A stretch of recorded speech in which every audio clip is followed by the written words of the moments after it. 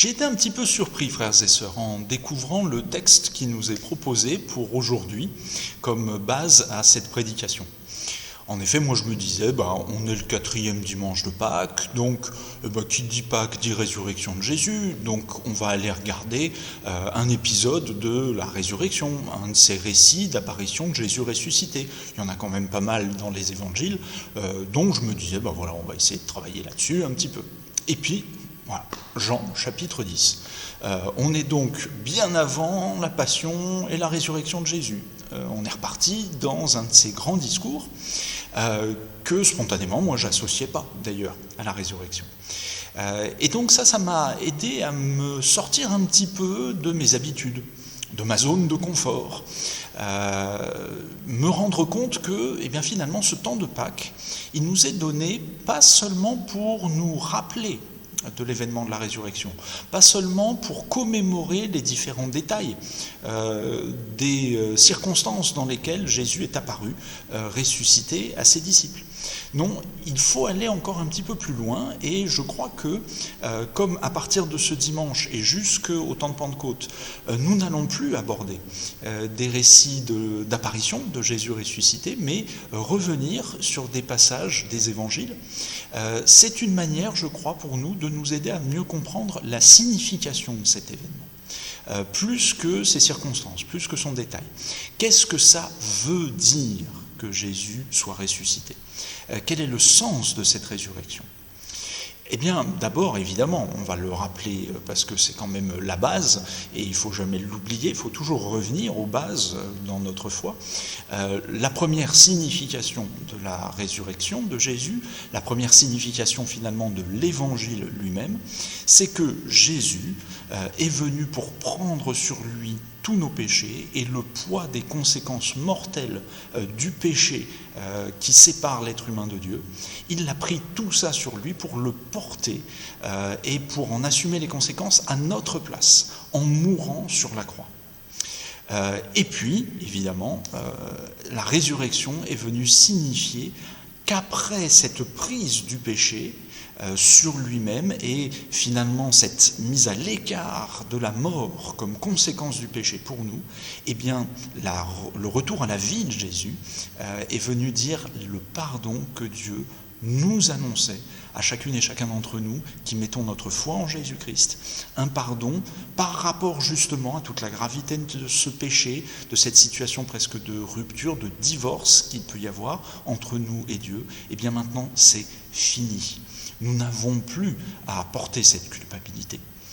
Voilà le cœur de la bonne nouvelle et voilà la signification première de la mort et de la résurrection de Jésus. On peut retrouver ça par exemple dans les premiers versets du chapitre 15 de la lettre de Paul aux Corinthiens. Vous savez, le célèbre chapitre où justement Paul explique ce que ça veut dire que la résurrection et pourquoi il faut y croire, quel est l'enjeu de mettre notre foi dans la résurrection de Jésus et dans la résurrection des morts dans l'absolu. Il dit même que c'est à ce moment-là le cœur du message de l'Évangile, tout simplement, où il va affirmer donc que Jésus est mort pour nos péchés selon les Écritures et qu'il est ressuscité 3 jours après selon les Écritures, là encore. Je vais revenir sur ce point-là. Et puis ça se complète avec les versets du chapitre 14 de la lettre aux Romains, où Paul nous dit que Jésus est mort pour nos péchés et qu'il est ressuscité pour notre justification, pour notre pardon. Donc ça c'est vraiment l'articulation de base, on va dire. Seulement, mais c'est pas tout. La résurrection de Jésus signifie encore d'autres choses.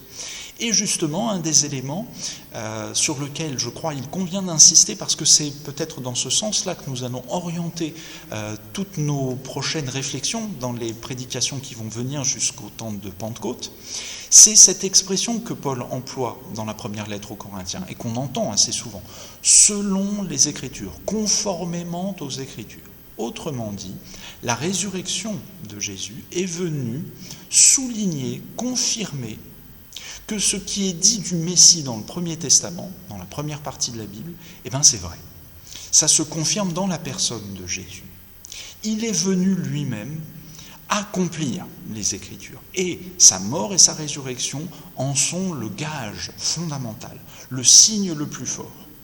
Non seulement les Écritures du Premier Testament, mais aussi tout ce que lui pouvait dire, et ce qu'il a pu dire pendant tout son ministère, quand il faisait justement lui-même référence aux Écritures du Premier Testament, en disant qu'il les accomplissait quelque part, qu'il venait en sa personne mettre tout cela à son comble, à sa pleine réalisation, en quelque sorte.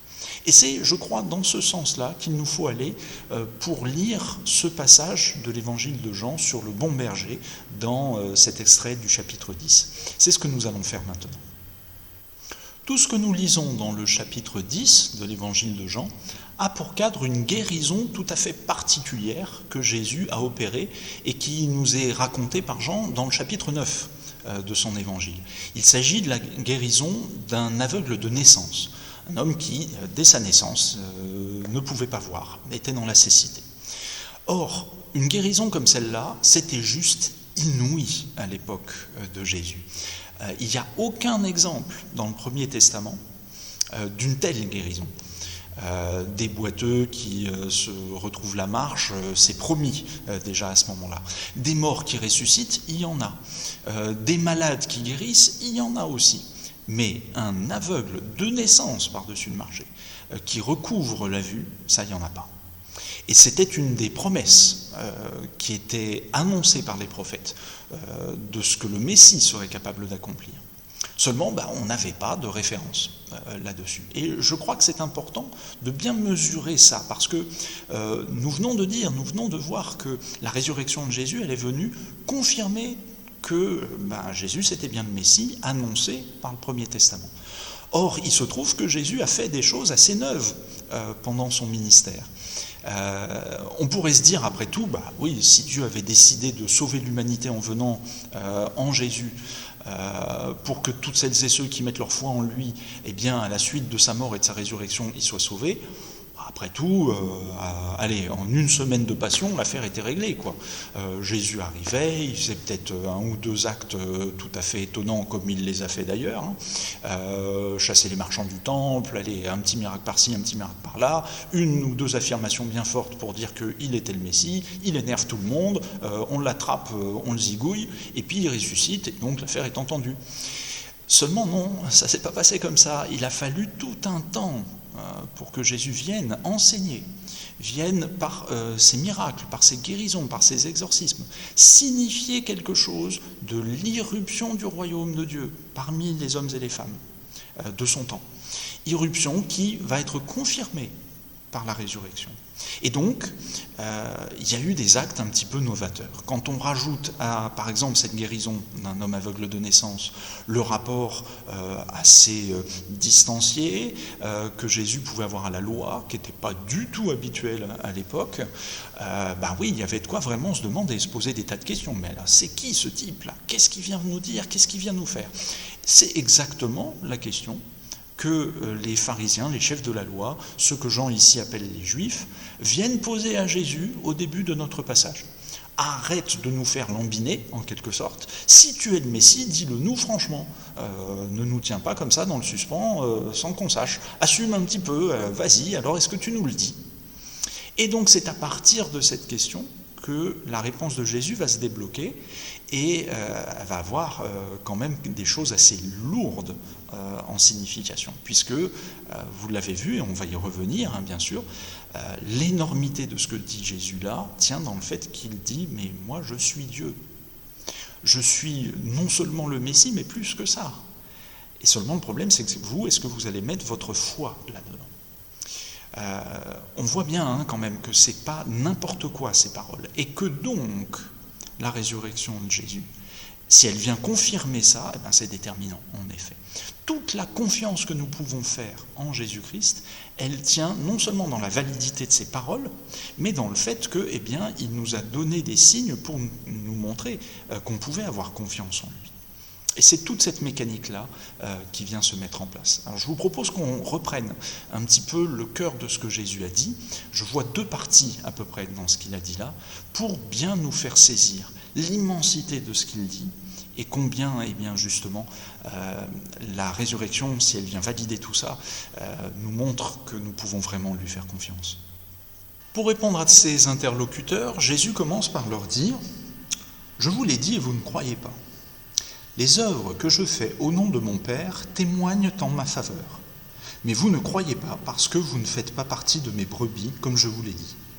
Mes brebis écoutent ma voix, je les connais et elles me suivent. Alors des phrases comme celle-là, il faut vraiment les remettre dans leur contexte, parce qu'elles prennent tout leur sens quand on pense à la guérison que Jésus vient de faire.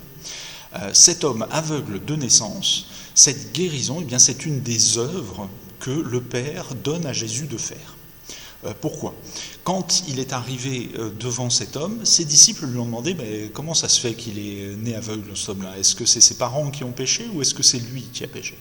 Vous connaissez sans doute cette discussion et surtout la réponse que Jésus fait à ses disciples. Ce n'est pas que lui ou ses parents aient péché, mais c'est afin que les œuvres de Dieu soient révélées en lui. Eh bien voilà, œuvre de Dieu, sa guérison, elle est révélée en cet homme et c'est l'œuvre que le Père a accomplie par Jésus-Christ. Mais cette œuvre, elle fait aussi de cet homme guéri une des brebis dont Jésus parle à partir de là. Parce que lorsque les pharisiens sont venus interroger Jésus en lui disant « Qu'est-ce que t'as fait ? Qu'est-ce que c'est cette histoire ? Si elle se trouve, il n'était pas aveugle, cet homme-là avant, etc. etc. » Vous relisez le chapitre 9 de l'évangile de Jean, vous verrez que ça a créé un grand émoi, cette guérison. Jésus commence par déclarer et faire ce célèbre discours qu'on appelle le bon berger. Et on a une référence ici à ce discours, puisqu'il reparle de cet homme, entre autres, et puis de celles et ceux qui croient en lui, comme de ces brebis, qui le connaissent et qui écoutent sa voix. Exactement comme cet homme-là a reconnu Jésus finalement à l'audition de sa voix, puisque lorsque Jésus lui a dit, après lui avoir mis de la boue sur les yeux, « Va te laver à la piscine de Siloé », l'homme ne voyait pas encore. Mais par contre, il avait entendu la voix de Jésus. Il est guéri, il ne retrouve pas Jésus tout de suite, et c'est à la fin de tout le récit, à la fin du chapitre 9, que Jésus vient le rencontrer, mais il ne peut pas le reconnaître, cet homme, puisque avant il était aveugle quand il l'a vu, quand il l'a croisé la première fois. Et c'est là, à ce moment-là, que Jésus lui parle à nouveau, et que c'est à l'écoute de sa voix que cet homme le reconnaît pour le Seigneur, le Fils de Dieu. Autrement dit, donc, les brebis reconnaissent la voix de Jésus. Ok, les gens qui mettent leur foi en Jésus, ce sont des brebis. Ça voudrait dire que Jésus, c'est un berger. Ben non, c'est pas un berger. Enfin, ah bon, vous pouvez peut-être vous étonner de ça. Si, c'est pourtant bien ce qu'il dit. C'est pas ce qu'il dit. Il dit pas « je suis un berger ». Il dit « je suis le berger ». Écoutez, dans le chapitre 10, justement, certains de ces extraits de ce discours. « Je suis le bon berger ». Le bon berger donne sa vie pour ses brebis. Ça, c'est le verset 11 du chapitre 10. Et le verset 14. « Moi, je suis le bon berger. Je connais mes brebis et elles me connaissent. » Autrement dit, Jésus est en train de dire non pas qu'il est un berger parmi d'autres, mais qu'il est le berger. Et ça, pour ses auditeurs, des pharisiens, des juifs qui connaissaient bien leur Bible, ça laissait pas de place au doute. Plusieurs prophètes et les psaumes eux-mêmes disent régulièrement que le berger d'Israël, le seul, c'est Dieu. Prenez par exemple dans le livre du prophète Ésaïe, au chapitre 40, les versets 10 et 11. Le Seigneur, l'Éternel, vient avec puissance, et son bras lui assure la souveraineté. Il a son salaire avec lui, et sa récompense est devant lui. Pareil à un berger, il s'occupera de son troupeau, il prendra les agneaux dans ses bras et les portera contre sa poitrine. Il conduira les brebis qui allaitent. Et il y a comme ça plusieurs autres références, chez Jérémie, chez Ézéchiel, et dans le livre des psaumes notamment. Il n'y avait pas photo, frères et sœurs. Quand Jésus dit ce genre de choses, en fait, il assume être Dieu. Il se met en comparaison avec Dieu. Mes brebis, et oui, parce que je suis le berger. Alors, est-ce qu'on se rend compte de la gravité énorme de ce que Jésus dit aux pharisiens au tout départ? Quand ils viennent l'interroger, est-ce que tu vas nous dire une bonne fois pour toutes si tu es le Messie? Je vous l'ai dit et vous ne croyez pas. Et plus loin, vous ne croyez pas parce que vous ne faites pas partie de mes brebis. C'est épouvantable, dans un sens, d'entendre ça. Autrement dit, ces hommes-là, pieux, respectant la loi, etc., ils ne font pas partie du troupeau de Dieu. Il y avait sans doute en eux, en effet, des barrières qui les empêchaient de croire en Jésus. Est-ce que c'était la nouveauté de ce qu'il disait? Est-ce que c'était la nouveauté de ce qu'il faisait? Est-ce que ça leur paraissait complètement impossible qu'un homme comme ça puisse accomplir tout ce qu'il avait fait, parce qu'il venait d'un trou perdu, parce qu'on n'arrivait pas à voir facilement comme ça ce que dans les Écritures on pouvait trouver comme faisant référence à tout ce qu'il disait. Je pense qu'il y a des tas de barrières comme ça, que ces hommes ont, mais que nous pouvons avoir nous aussi aujourd'hui. Quelles sont-elles? Quelles sont ces forteresses dans lesquelles nous nous enfermons pour éviter d'avoir à reconnaître fondamentalement que Jésus, oui, il était qui il était, c'est-à-dire Dieu. Qu'est-ce qui fait qu'on a peur, quelque part, hein? Il n'y a pas d'autre mot, à risquer cette foi. Mais pourtant, remarquons bien combien elle est déterminante. Il faut s'y ouvrir. Il faut accepter de baisser les armes. Il faut accepter de s'ouvrir dans cette dépendance, qui est bien celle que l'image de la brebis laisse sous-entendre. On n'aime pas ça, hein, être des brebis. On ne veut pas être des moutons, on veut être des êtres toujours indépendants, jamais grégaires. On veut faire ce qu'on veut, ce qu'on croit juste, etc. etc. Oui, mais Jésus nous appelle à un petit peu autre chose quand même. Mais qui n'est pas finalement la dissolution dans une masse, parce qu'il nous connaît, chacun personnellement, et nous pouvons le connaître, nous aussi personnellement, dans une relation qui est unique, aussi unique que nous le sommes, et aussi unique qu'il l'est lui-même. Et alors, quand on arrive à la deuxième partie du petit discours de Jésus, sur lequel nous méditons aujourd'hui, ça devient encore plus lourd, encore plus terrible. Réécoutons ce que dit Jésus. Je leur donne la vie éternelle. Il parle de ces brebis, de celles et ceux qui ont foi en lui. Je leur donne la vie éternelle. Elles ne périront jamais et personne ne pourra les arracher à ma main. Mon Père qui me les a données est plus grand que tous et personne ne peut les arracher à la main de mon Père. Le Père et moi, nous sommes un. Alors, avant tout, il faut lever un gros, vilain problème de traduction qu'on trouve dans presque toutes nos Bibles en français et qui pourrait venir complètement ruiner la confiance que nous pouvons faire dans les paroles de Jésus, parce qu'elles sont déjà suffisamment lourdes comme ça. Si en plus, en fait, dans nos traductions, on fait dire des bêtises à Jésus, ça ne va pas. Je vous redis l'endroit où il y a un problème. En parlant de ces brebis, Jésus dit « Elles ne périront jamais ». Si Jésus a dit ça, frères et sœurs, je suis désolé, il ment. Il a menti. Depuis 2000 ans, les chrétiens, même les plus sincères, même les plus fidèles, même ceux qui ont la foi la plus grande, ils sont tous morts. Ils ont péri. C'est pas vrai. Quelqu'un qui met sa foi en Jésus ne meurt pas. Si, on meurt tous, on va tous mourir, chrétiens ou non chrétiens. Le problème, c'est qu'en fait, ça n'est pas ce que Jésus a dit. Dans le texte grec, quand on le lit littéralement et quand on essaye de le traduire littéralement, ça n'est pas exactement ça qui est dit. Jésus dit « Elles ne mourront pas pour toujours. Elles ne périront pas pour toujours. » Pour toujours, ça ne veut pas forcément dire jamais. Autrement dit là, et je crois que c'est beaucoup plus cohérent avec notre expérience, et du coup on peut retrouver la confiance en Jésus. Jésus dit qu'elles vont mourir, mais que la mort n'est pas pour toujours. Et voilà qui vient confirmer non seulement la foi que Jésus lui-même avait dans la résurrection, et la conviction que, par sa propre résurrection, il ouvre le chemin au fait que, c'est pas finalement dans nos existences la mort qui a le dernier mot. La mort, elle existe, elle est là, on va tous y passer, mais ça n'est pas tout. Et quelque part, quelque chose d'autre vient poser une limite à cette mort elle-même, assumer et définir son échec final. Il y aura autre chose. Cette vie éternelle que Jésus nous promet, cette résurrection à laquelle il nous appelle parce qu'il est lui-même le premier passé par là. Mais alors, Il faut quand même aller revoir le reste aussi, parce que une fois qu'on a levé ce point-là, d'accord, on peut réentendre ça. Jésus croyait en la résurrection lui-même, d'accord. Mais le reste, là, je leur donne la vie éternelle. Personne ne pourra les arracher à ma main. Mon Père qui me les a donnés est plus grand que tous, et personne ne peut les arracher à la main de mon Père. Le Père et moi, nous sommes un.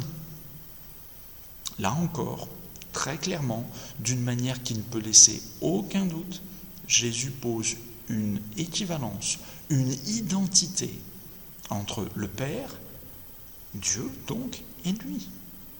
Oser dire que c'est lui qui donne la vie éternelle, alors que jusqu'à présent, dans le judaïsme, c'était une évidence que c'est Dieu qui peut donner ça, qui peut faire ça. Oser dire personne n'arrache les brebis de ma main, et en même temps, juste après, personne ne peut arracher les brebis de la main de mon Père. Eh bien, c'est exactement comme il le dit ensuite, poser une équation simple entre lui et le Père, entre le Père et le Fils. Moi et le Père, nous sommes un. Vous vous souvenez peut-être de la célèbre confession de foi juive, celle qui pose vraiment la spécificité du judaïsme comme monothéisme, où il n'y a qu'un seul Dieu. On la retrouve énoncée dans le chapitre 6 du livre du Deutéronome, au verset 4.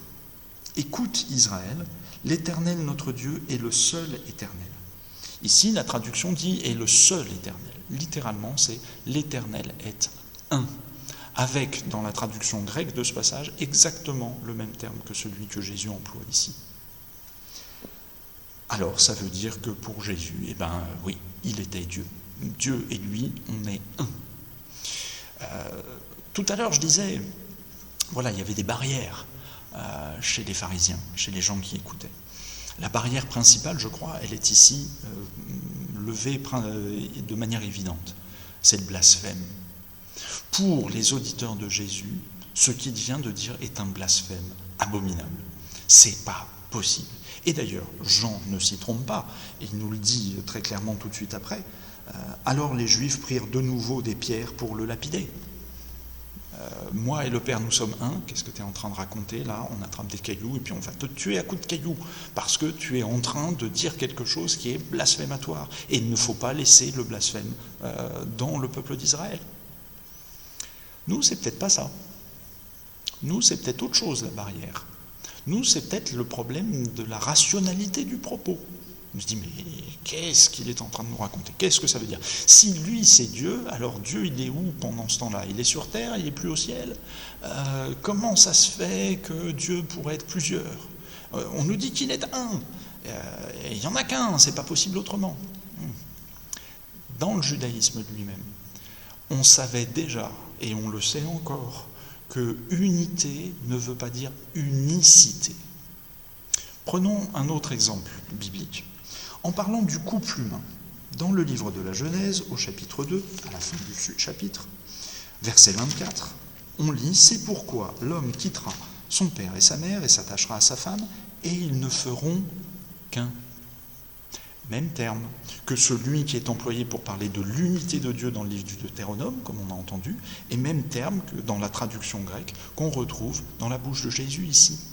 Or, il est hors de question de dire que l'homme et la femme fusionnent dans un couple, qu'ils sont une seule entité à deux têtes ou je ne sais pas quoi. Non, ils demeurent chacun homme et femme, et cette altérité est essentielle pour pouvoir précisément comprendre que l'unité qui va les rassembler dans le couple n'enlève pas leurs différences. Il y a une unité qui se vit dans l'altérité.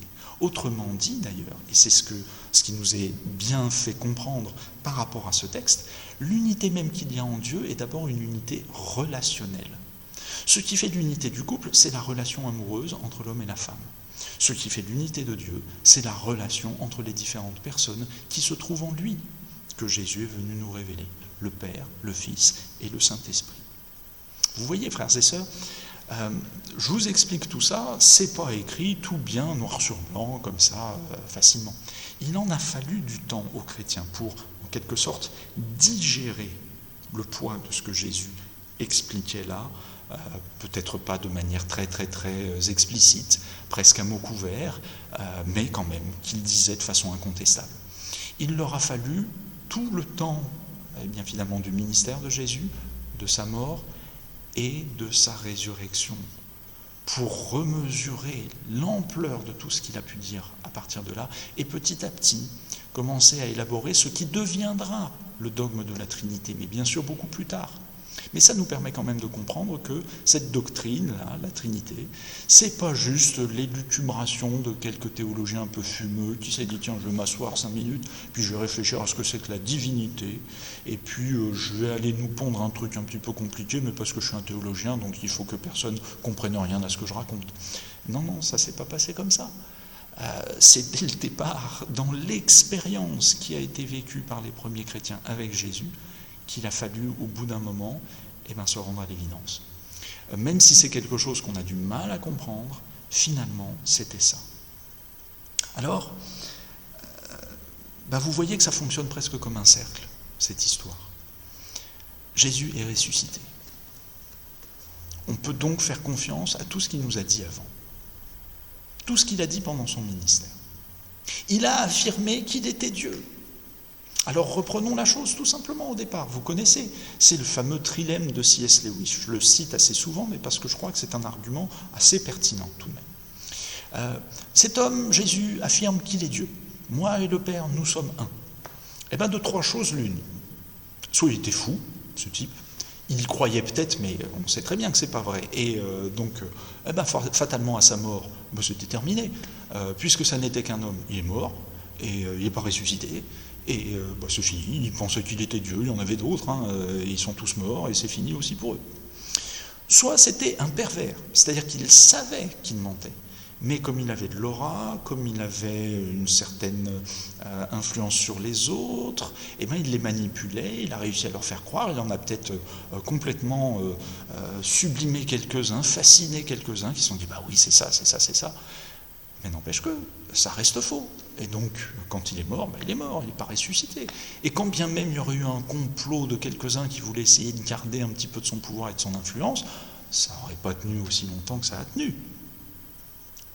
Ou alors, 3e terme du trilemme, il disait la vérité. Il avait raison, c'était ça. Et alors, justement, la résurrection vient le confirmer. Frères et sœurs, Christ est ressuscité.